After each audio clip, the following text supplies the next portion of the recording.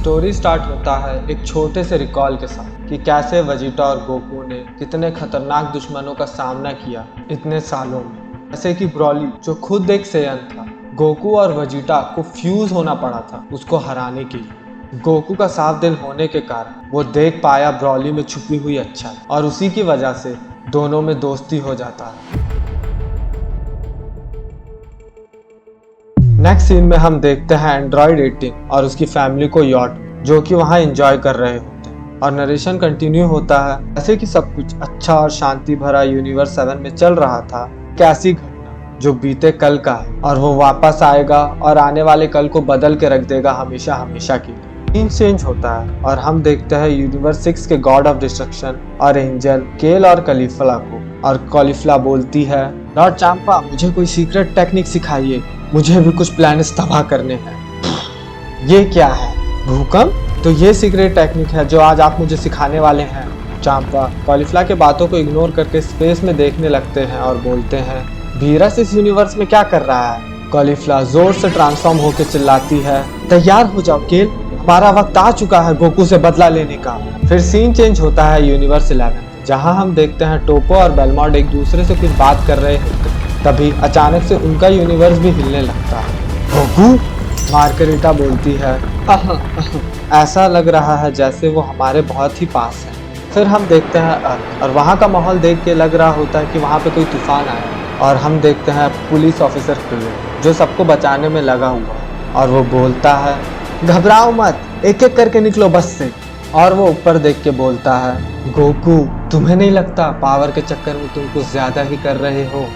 देखता है गोकू को जो किसी के साथ लड़ रहा होता है और वो शख्स और कोई नहीं God of destruction Lord Beerus होते हैं। फिर हम देखते हैं सुप्रीम काई वीस से पूछता है, हेलो वीस सर, माफ करना आपको परेशान कर, मगर पूरा यूनिवर्स हिल रहा है दोनों के पावर से, मैं जानना चाहता हूँ कि वहाँ चल क्या रहा है अभी। वीस बोलता है, डियर शिन, ये नतीजा है गोकू के ट्रेनिंग का।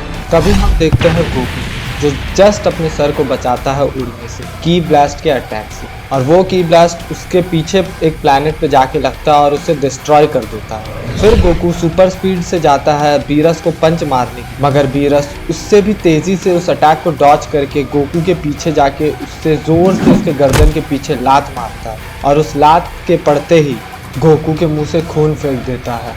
मगर गोकू उस अटैक से अपने आप को किसी तरह संभालता है और बीरस पे की अटैक करने लगता है, मगर बीरस सारे अटैक को गोकू पर ही डिफ्लेक्ट कर देता है और सारे अटैक गोकू को ही जा लगते हैं और बहुत बड़ा धमाका होता है।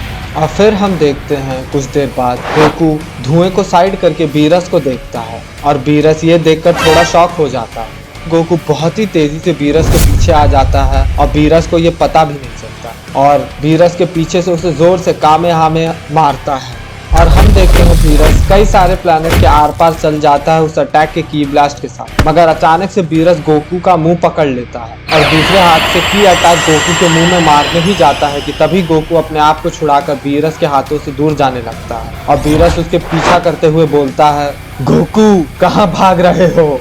बीरस पैर से गोकू को पकड़ लेता है और उसे बहुत ही ताकत से फेंकता है। गोकू अपने बॉडी को रोक नहीं पाता, उसके मुंह से खून निकलने लगता है और वो साउंड की स्पीड से भी बहुत तेजी से आगे बढ़ता है और वो कोई अनजान प्लैनेट से जा टकराता है। उसके इम्पैक्ट से जमीन में एक बहुत बड़ा गड्ढा बन जाता है और हम देखते हैं गोकू जिसका मुंह पूरा खून हो जाता है और वो अपने बेस फॉर्म में आ जाता है। और हम देखते हैं बीरस को जो कि एक बहुत ही बड़ा अटैक बनाता है गोकू और वो प्लैनेट को तबाह करने के लिए। गोकू ये देख के वापस पावर अप करता है क्योंकि उसे पता है अगर उसने बीरस को नहीं रोका तो बीरस उसे और इस प्लैनेट को डिस्ट्रॉय कर देगा, साथ में उस प्लैनेट में रहने वालों को। और वहाँ पे खड़े एक बच्चा ये देखकर डर से जम जाता है और गोकू बोलता है, निकलो यहाँ से जल्दी, और अपनी पूरी स्पीड से बीरस की तरफ बढ़ने लगता है। मगर तभी उसे अपने पैरों पर कुछ महसूस होता है और वो देखता है कि वो बच्चा उसके पैरों से चिपका होता है। तैयार हो जाओ Goku.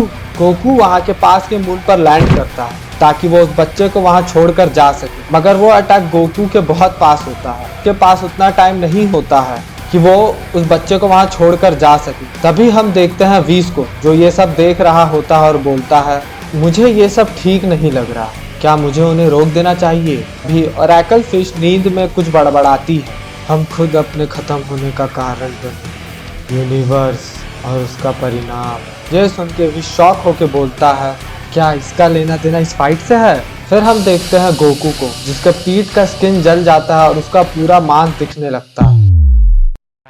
Thank you for watching guys. आज के लिए बस यहाँ तक ही। इसका नेक्स्ट पार्ट बहुत ही जल्दी आने वाला है, बस 1-2 दिन में अपलोड हो जाएगा, तो सब्सक्राइब कर लें। हाँ, और एक इम्पॉर्टेंट चीज़, और वो अल्ट्रा वजीटो वाला सीरीज मैं नहीं कंटिन्यू कर रहा हूँ, क्योंकि ARJ ने मेरे को बोला है कि मैं वो वीडियो को टेक डाउन कर लूँ, वरना वो मेरे चैनल को टेक डाउन करवा देगा। सो सॉरी गाइस, मैं वो और कंटिन्यू नहीं कर सकता वो स्टोरी लाइन। सो अगर आपको देखना है तो आप उसके चैनल में जाके देख सकते हैं, बट द थिंग इज कि वो इंग्लिश में करता है। सो सॉरी गाइस आपको डिसअपॉइंट करने के लिए, बट अब मैं भी कुछ नहीं कर सकता। आई होप आप मुझे सपोर्ट करेंगे आने वाली जो भी और भी सीरीज है वो सब के लिए भी। Thank you.